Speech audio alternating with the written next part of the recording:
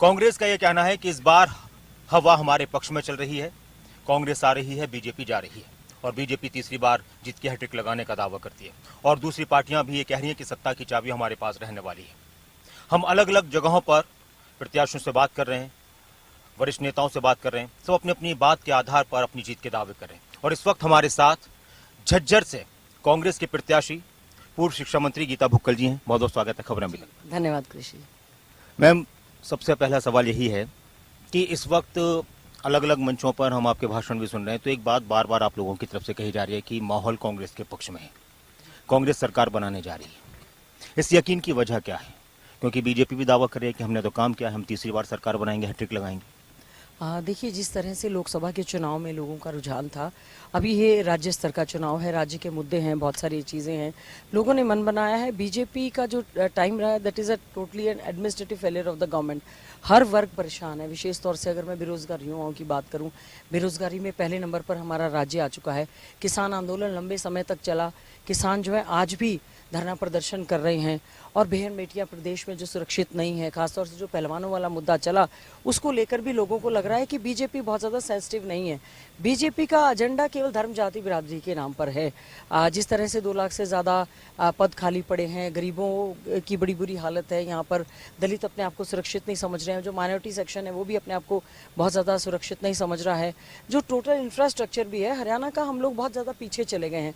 और ख़ासतौर से जो हमारे खेल खिलाड़ी, शिक्षा, चिकित्सा, इसमें इनका कोई प्रायोरिटी सेक्टर रहा नहीं है। तो लोगों ने सोचा है कि, और विशेष तौर से बार बार कर्मचारियों को कहना कि हम आपकी चूड़ी टाइट कर देंगे, इस तरह से मुख्यमंत्री के द्वारा स्टेटमेंट देना, तो आज के समय में मैं समझती हूँ कि हर वर्ग जो है उन्होंने मन बना लिया है कि बीजेपी जा रही है और कांग्रेस आ रही है।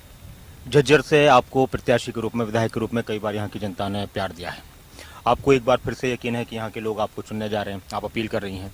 चुनौतियाँ किस तरह की हैं झज्जर में? जी, मैं झज्जर विधानसभा क्षेत्र की सभी सम्मानित बुजुर्गों, नौजवान साथी, माताओं का बहुत धन्यवाद करती हूँ। उनका आशीर्वाद हमेशा रहा, उनका आशीर्वाद ही मेरी ताकत है, उनका सहयोग ही मेरी ताकत है, जो हम विधानसभा के अंदर बहुत मजबूती के साथ अपने क्षेत्र की आवाज़ को उठाने का काम करते हैं।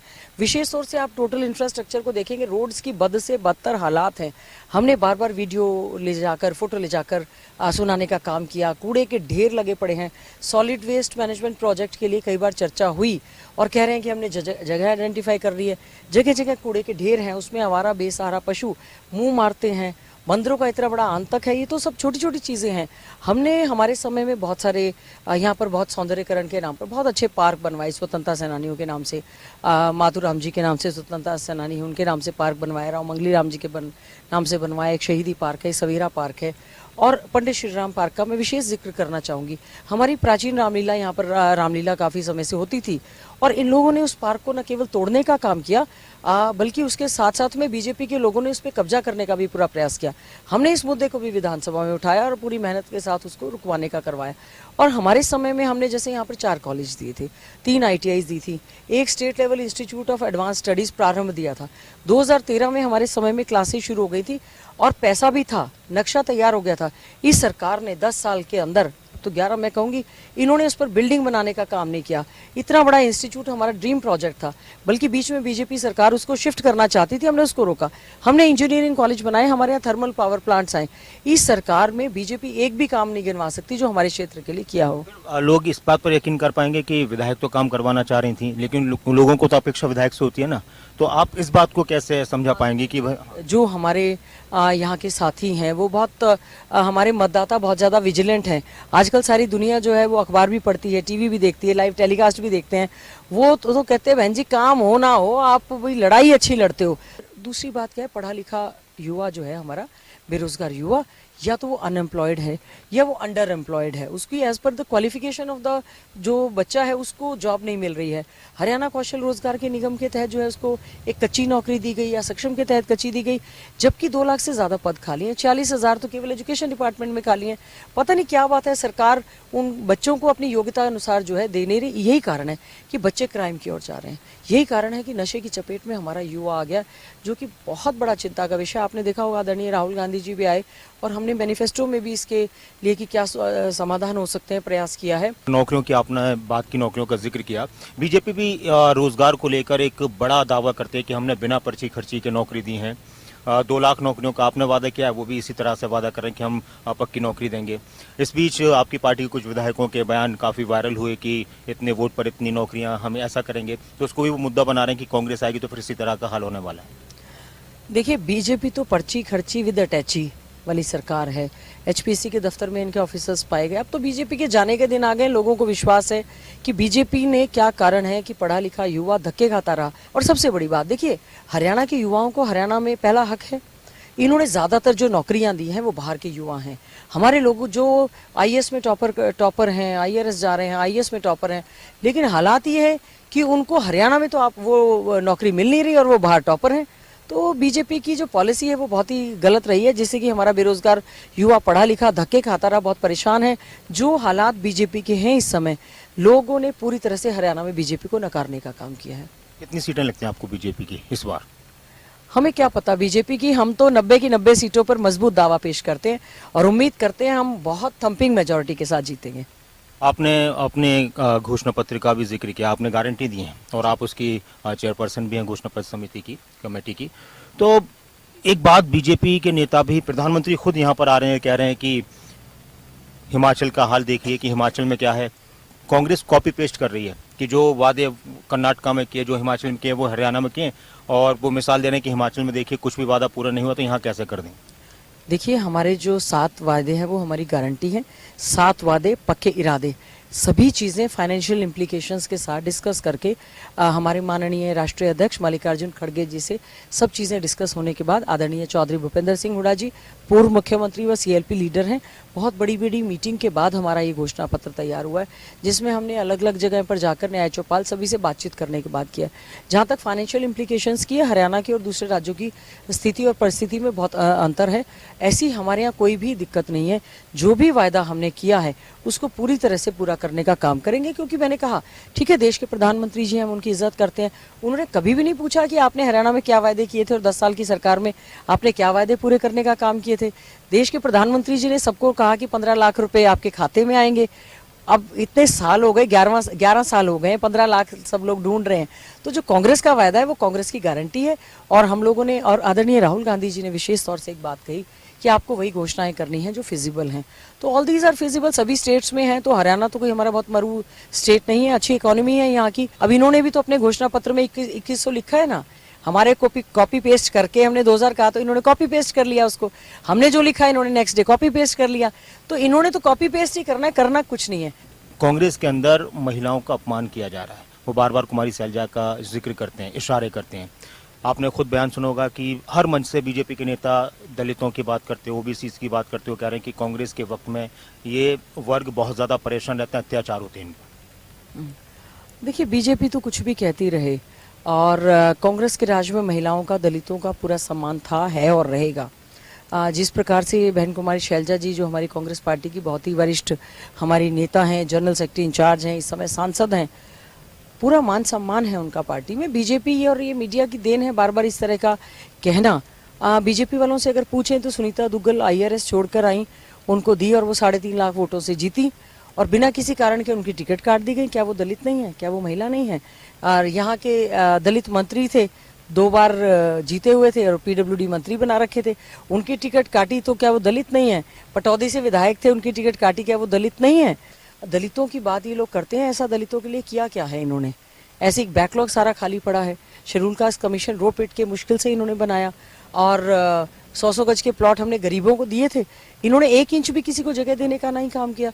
तो अब तो बीजेपी कुछ कहती रहे, जनता, ये लोकतंत्र में जनता महान होती है, और इस लोकतंत्र के पर्व में, इस महापर्व में अपने मत का उपयोग करके बीजेपी को बाहर का रास्ता दिखाने का काम हरियाणा की महान जनता करेगी। अभय चौटाला आजकल एक बात कह रहे हैं कि इस बार हमारे पास मजबूर होकर इन राजनीतिक दलों को आना पड़ेगा, सत्ता की चाबी हमारे पास है, 25 से 30 सीटें तो हम लेने जा रहे हैं और पूर्ण अपनी सरकार बनाने जा रहे हैं। क्या कहेंगे इस पर? बीएसपी के साथ उनका गठबंधन है, तो कह रहे हैं कि ये गठबंधन बहुत मजबूत है। देखिए, कोई भी वोट काटू पार्टियां जो हैं इस समय चुनाव के दौरान गठबंधन कर रही हैं। जिस प्रकार से जेजेपी ने पहले तो नहीं किया था, बीजेपी के खिलाफ गालियां देकर वोट मांगे थे, दुष्प्रचार करके वोट मांगे थे, पोस्ट इलेक्शन अलायंस करके राजनीतिक लाभ के लिए उन्होंने आपस में साझेदारी करने का काम किया।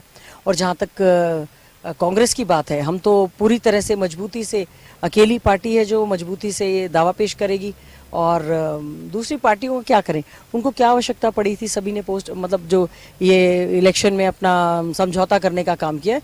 मैं समझती हूँ कोई भी कुछ राजनीति में जब खासतौर से चुनाव होते, सभी राजनीतिक दल हैं, सबका अपना अपना मत है, अपना अपना उनका एजेंडा होता है, वो किस एजेंडा से लोगों के बीच में जा रहे हैं।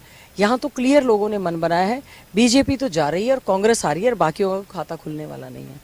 मैडम, महत्वाकांक्षाएं ज्यादा नहीं बढ़ा रही कांग्रेस इन दिनों जनता की, या जो 10 साल का एंटी इनकम्बेंसी की बार बार बात कही जा रही है कि सत्ता विरोधी लहर है, तो उसका फायदा उठाकर बहुत सारे वादे कर दिए जा रहे हैं, फिर कहीं ऐसा न हो कि वो आपके लिए भी परेशानी का सबब बन जाएं, क्योंकि लोगों को फिर उम्मीदें बढ़ जाती हैं तो फिर लोग चेंजेस करते हैं कई बार। देखिए, जो वायदे किए जा रहे हैं, चौधरी भूपेंद्र सिंह हुड्डा जी ने हमारे नेता हैं, उन्होंने कहा है वायदों से बढ़कर कांग्रेस पार्टी जो है काम करने का। बहुत सारे वायदे तो ऐसे हैं जो मैनिफेस्टो में लिखे भी नहीं है, लेकिन उससे ज़्यादा करेंगे। पिछली जब हमारी सरकार थी 1600 करोड़ रुपए का बिजली का बिल माफ़ किया था, हमारे घोषणा पत्र में तो नहीं था। और अब चाहे बीजेपी कुछ भी कर ले, बीजेपी के बहकावे में लोग आने वाले नहीं हैं। आपने भेदभाव की बात की, क्या अगर कांग्रेस की सरकार आती है, आप लोगों को यकीन है, बाकी जनता का फैसला है, तो क्या कांग्रेस ये नज़ीर पेश कर पाएगी कांग्रेस की सरकार कि जहां पर कहीं पर विपक्ष के विधायक होंगे, उनके विकास कार्यों में कोई कमी नहीं आने दी जाएगी? देखिए, जो सरकार बनती है वो पूरे प्रदेश के लिए बनती है और सभी इलेक्टेड लोगों को पूरा अधिकार देने का काम सरकारें करती हैं। और हमारी कांग्रेस की सरकार ने पिछली बार भी, जब हमारा राज था, चौधरी भूपेंद्र सिंह हुड्डा जी 10 साल तक मुख्यमंत्री रहे। कोई भी व्यक्ति ये नहीं कह सकता कि हमारे क्षेत्र के साथ अनदेखी हुई। आपकी खुद की साथी रही हैं किरण चौधरी, वो तो यहाँ तक कह देती हैं कि भिवानी को तो ऐसा समझा गया पाकिस्तान जैसे हो, इतना भेदभाव किया गया, मैं तो लड़ लड़ कर वहाँ के लिए काम करवाए थे। अब किरण चौधरी जी के साथ एक भी विधायक नहीं था, फिर भी उनको कांग्रेस ने सीएलपी लीडर बनाकर रखा और वो 10 साल तो कैबिनेट मंत्री रही कांग्रेस राज में, तो उन्होंने क्यों नहीं अपने क्षेत्र में विकास के कार्य करवाए? उनको तो पूरा का पूरा मान सम्मान दिया गया। अब किसी को जाना होता है तो उसको बहाना देखना पड़ता है, और मैं समझती हूँ उनको तो कांग्रेस ने बहुत कुछ दिया, और लेकिन कांग्रेस को वो कोस कर गई हैं। आज बीजेपी में उनकी क्या महत्वाकांक्षाएं, उनकी कितनी पूरी होती है, हम नहीं कह सकते। भूपेंद्र सिंह हुड्डा जी का एक बयान है कि जब हमारी सरकार आएगी तो 4 या 5 उप मुख्यमंत्री बनाए जाएंगे, हर वर्ग का उसमें उप मुख्यमंत्री होगा। तो क्या मैं इस वक्त हरियाणा की आने वाले वक्त में उप मुख्यमंत्री से बात कर रहा हूँ, जीत का यकीन आपको है, महिला वाला जो फैक्टर है उस पर भी आप खड़े उतरेंगे, और साथ में एक वर्ग विशेष दलित या हम कह सकते हैं ऐसे शेड्यूल कास्ट उस वर्ग से? देखिए, ऐसा है कि सबसे पहले तो हमारा ये प्रयास है कि हम लोग थम्पिंग मेजॉरिटी के साथ अपने विधानसभा क्षेत्र से जीतकर ये सीट जो है आदरणीय राहुल गांधी जी, हम सबके नेता चौधरी भूपेंद्र सिंह हुड्डा जी, हमारे नेता सोनिया गांधी जी की झोली में डालने का काम करें। सबसे पहली बात तो यह है कि कांग्रेस जो है मेजॉरिटी के साथ सीटें यहाँ से जीते, और उसके बाद हमारा मानना है, हम चाहते हैं कि आदरणीय चौधरी भूपेंद्र सिंह हुड्डा जी हमारे प्रदेश के मुख्यमंत्री बने। ये हाईकमांड का जुरिडिक्शन है और हम तो एक छोटे से कार्यकर्ता हैं। मैं धन्यवाद करती हूँ कांग्रेस हाईकमांड का, हमारे नेता चौधरी भूपेंद्र सिंह हुड्डा जी का, पार्टी का, जिन्होंने 5वीं बार विधानसभा से मुझे टिकट देकर उम्मीदवार बनाया है।